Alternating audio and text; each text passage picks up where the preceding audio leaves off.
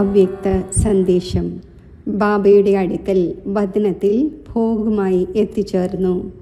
പോകുമ്പോൾ തന്നെ ആത്മാക്കളുടെ വിശേഷ ഓർമ്മകൾ ബാബയ്ക്ക് നൽകുന്നു. വിശേഷിച്ച് ചന്ദ്രിക ബഹൻ്റെ ഓർമ്മയും പരദാദി, അതായത് നിർമ്മൽ ശാന്ത ദാദിയുടെയും മറ്റു പല വിശേഷ ആത്മാക്കളുടെയും ഓർമ്മകൾ ബാബയ്ക്ക് നൽകി. അപ്പോൾ ബാബ പറഞ്ഞു, കുട്ടി, ഈ മാർച്ച് മാസം ലോകത്തെ സംബന്ധിച്ചും വളരെ വിശിഷ്ടമാണ്. ബ്രാഹ്മണ ആത്മാക്കളായ നിങ്ങൾക്കും ഇത് വിശിഷ്ടമാണ്. ലോകത്തിലും മാർച്ച് എന്ന് പറയുന്നത് എൻഡിങ് ആണ്. കുട്ടികൾക്ക് പരീക്ഷ നടത്തുന്നു. വിശേഷിച്ച് ഹോളിയുടെ ഉത്സവവും സമീപത്താണ്. ബ്രാഹ്മണ കുട്ടികളെ സംബന്ധിച്ച് വിശേഷിച്ച് ഈ മാസം ആദിരത്നങ്ങളുടേതുമാണ്. വിശേഷിച്ച് ചന്ദ്രമണി ദാദിയുടെയും ദിവസം മാർച്ച് 11 കുഞ്ച് ദാദിയുടെയും മാർച്ച് 2. ബാബ എല്ലാവരെയും വളരെ സ്നേഹത്തോടെ എമർജ് ചെയ്തു. ബാബ പറഞ്ഞു, കുട്ടികളായ നിങ്ങളെ സംബന്ധിച്ച് ഓരോ ദിവസവും ഓരോ സമയവും എല്ലാം പുതിയതാണ്. ലോകത്തിൽ നിന്നും വ്യത്യസ്തമാണ്, വിഭിന്നമാണ്. എന്നാൽ ലോകത്തിൽ ഏതെങ്കിലും ഒരു കാര്യം ചെയ്യുമ്പോൾ, ഏതെങ്കിലും ശുഭകാര്യം ചെയ്യുമ്പോൾ ആ കാര്യത്തിന് നിമിത്തമായി ഏറ്റവും ആദ്യം സ്വസ്തികം ഉണ്ടാക്കുന്നു. ചിലർ ഓം ഉണ്ടാക്കുന്നു. ബാബ പറഞ്ഞു, ലോകത്തിലും സ്വസ്തികത്തിന് ഒരു അർത്ഥമുണ്ട്. അതിനെക്കുറിച്ച് അറിയില്ലെങ്കിലും അത് ശുഭമായി കണക്കാക്കുന്നു. എന്നാൽ ബാബയുടെ കുട്ടികളായ താങ്കൾക്ക്, ബ്രാഹ്മണ കുട്ടികളായ താങ്കളെ സംബന്ധിച്ച് ഓരോ ദിവസവും ഓരോ സമയവും ശുഭവും ശ്രേഷ്ഠവുമാണ്. കാരണം കുട്ടികളായ നിങ്ങൾ തന്നെയാണ് 4 യുഗങ്ങളുടെയും ചക്രം കറങ്ങുന്നത്. 4 യുഗങ്ങളിലും കുട്ടികളായ നിങ്ങൾ വിശേഷ ചക്രവർത്തികളായി ആദ്യം മുതൽ അന്തിമം വരെയും കുട്ടികളായ നിങ്ങൾ പാർട്ട് അഭിനയിച്ചു.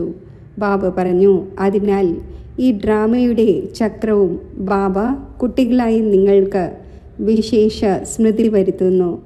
ലോകത്തുള്ളവർ ദിവസവും സമയവും അനുസരിച്ച് ആഘോഷിക്കുന്നു. എന്നാൽ കുട്ടികളായ നിങ്ങളാണെങ്കിൽ മുഴുവൻ സൃഷ്ടിയും ചുറ്റിക്കറങ്ങിയ ശേഷം ബാബ കുട്ടികളായ നിങ്ങളെ സംഗമത്തിൽ നിർത്തിയിരിക്കുകയാണ്.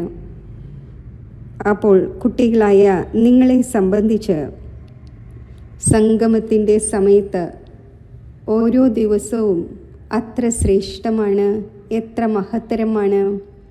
ബാബ വിശേഷിച്ചും ഓരോ കുട്ടിയുടെയും ജാതകം നോക്കുന്നു. പിന്നെ ബാബയുടെ സമീപത്ത് ദാദിമാരും എമർജായിരുന്നു, ചന്ദ്രമണി ബഹനും എമർജായിരുന്നു. ബാബ പറഞ്ഞു, നോക്കൂ കുട്ടി, ഈ കുട്ടി കാഴ്ചയിൽ സാധാരണവും സിമ്പിളും ആയിരുന്നു. സരളതയുടെ മൂർത്തിയായിരുന്നു. യജ്ഞസേവനത്തോടും ഈ കുട്ടിക്ക് വളരെയധികം സ്നേഹം ഉണ്ടായിരുന്നു.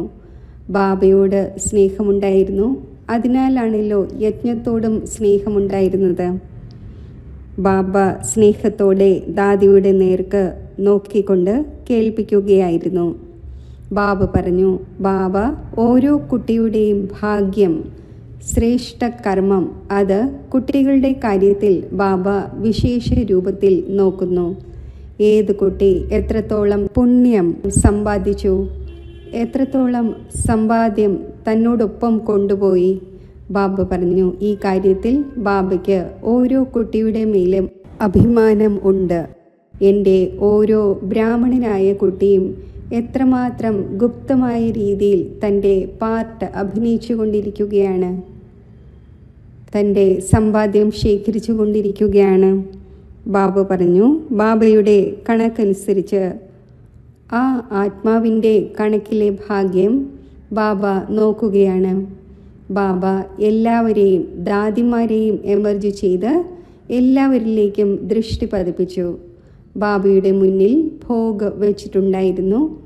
ബാബ ഇന്ന് വളരെ സ്നേഹത്തോടെ ദാദിമാരെയും ഭോഗ് സ്വീകരിപ്പിച്ചു. വിശേഷിച്ച് ചന്ദ്രിക ബഹനെയും സ്വീകരിപ്പിച്ചു. ഏതാനും ദിവസങ്ങൾക്ക് മുമ്പ് ശരീരം ഉപേക്ഷിച്ച് അവ്യക്തമായി ബാബ പറഞ്ഞു, ബാബയ്ക്ക് തൻ്റെ കുട്ടികളെ കാണുമ്പോൾ പരിധിയില്ലാത്ത സന്തോഷം ഉണ്ടാകുന്നു. ഇങ്ങനെ എല്ലാവരെയും ബാബ വളരെ സ്നേഹത്തോടെ മധുബൻ്റെ ഭോഗ് സ്വീകരിപ്പിച്ചു. ചന്ദ്രിക ബഹൻ പറഞ്ഞു, എല്ലാവർക്കും എൻ്റെ വളരെയധികം സ്നേഹസ്മരണകൾ നൽകണം. കാരണം ഞാൻ അചാനക്, അപ്രതീക്ഷിതം എന്നതിൻ്റെ കളി, അചാനക് എന്നതിൻ്റെ പാർട്ടിൽ വന്നു. ബാബ എന്നെ വിളിച്ചു. അപ്പോൾ ഞാൻ പറഞ്ഞു, താങ്കൾ ബാബയ്ക്ക് സങ്കല്പം നൽകി. ബാബ വിളിച്ചു. അപ്പോൾ ദാദി പറഞ്ഞു, ഞാൻ ഒരൽപ്പം സങ്കല്പം ബാബയ്ക്ക് നൽകി. ബാബ വേഗം എൻ്റെ സങ്കല്പം പൂർത്തിയാക്കി. ഇങ്ങനെ എല്ലാവരുടെയും സങ്കല്പങ്ങൾ നൽകുകയും ഭോഗ് സ്വീകരിപ്പിക്കുകയും ചെയ്ത ശേഷം താഴെ എത്തിച്ചേർന്നു. ഓം ശാന്തി.